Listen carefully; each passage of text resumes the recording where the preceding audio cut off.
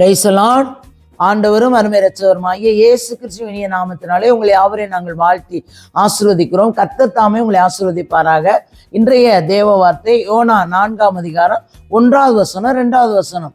பாருங்க, அன்றொரு நேற்று நின்று பார்த்தோம். ஆண்டவர் மனஸ்தாபப்பட்டார், மனம் இறங்கினார், மன்னித்தார்.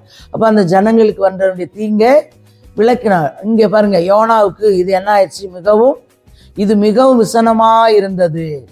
அவன் கடும் கோபம் கொண்டு, யோனா பாருங்க, பட்டணம் அழிக்கப்படாதபடிக்கு காக்கணும், ஜனங்கள் மனம் திரும்பிட்டாங்கன்னு ஆண்டவருக்கு தெரியுது. ஆண்டவரே அந்த ஜனங்களுக்காக மனம் இறங்குறார். ஆனா இவர் மிகவும் விசனம் அடைந்து அவன் கடும் கோபம் கொண்டார். அல்லேலூயா. விசனமா இருந்தது, அவன் கடும் கோபம் கொண்டு. கடும் கோபம் நமக்கு தேவையில்லைங்க. ஆண்டவர் செய்கிறார். அவர் ஆண்டவரே நீங்க நலமானதை செய்யறீங்க, நீங்க செய்ய நினைத்தது தடைவிட தேவரே, நீங்க சகலத்தையும் செய்ய வல்லவர், நீ செய்ய நினைத்தது தடைவிடாது என்று அறிந்திருக்கிறார். வேதத்தை பார்க்கிறோம். இவருக்கு என்ன பாருங்க, கடும் கோபம் கொள்கிறார். பாருங்க, கர்த்தரை நோக்கி விண்ணப்பம் பண்ணி, கர்த்தாவே, இங்க கேட்கிறார், கர்த்தாவே, நான் என் தேசத்துல இருக்கும்போதே நான் இதை சொல்லவில்லையா? என்ன சொல்றார்? நான் தேசத்துல இருக்கும்போதே அவர் சொன்னாராம். என்ன சொன்னாராம்? சொல்லவில்லையா? இது நிமித்தமே நான் முன்னமே தர்சீசுக்கு ஓடி போனேன். இனிமே தர்சீசுக்கு ஓடிதான் அங்க கப்பல் கவுற அளவுக்கு வந்து விட்டதே. அல்லேலூயா.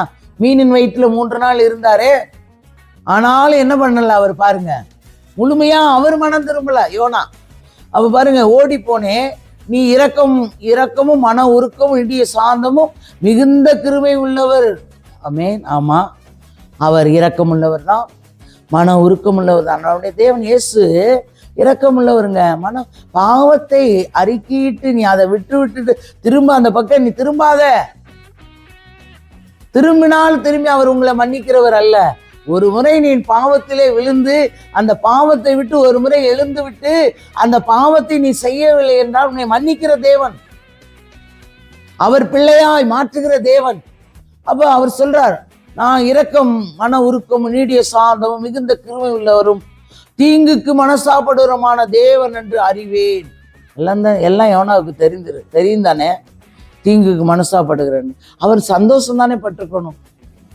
ஆண்டவரே, இந்த ஜனங்கள்லாம் அழிக்காதபடி காத்தீங்களே, நீங்க ஆனாலும் பிரசங்கித்த இதை கேட்டு ஜனங்கள்லாம் நல்லா உபாசித்து அந்த பாவத்திலிருந்து அவங்க விட்டுட்டாங்க, அக்கிரமத்தை விட்டுட்டாங்க, பொல்லாப்பை விட்டுட்டாங்க அப்படி என்று சொல்லி அவர் சந்தோஷப்பட்டிருக்கணும். சந்தோஷப்படலை.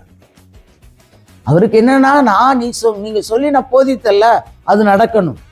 சில மனுஷருக்கு சில சகோதரிமார்கள் சிலர் அப்படிதாங்க, நான் சொல்லணும்னா நடக்கணும். அப்ப தேவன் எதுக்கு? அல்லேலூயா.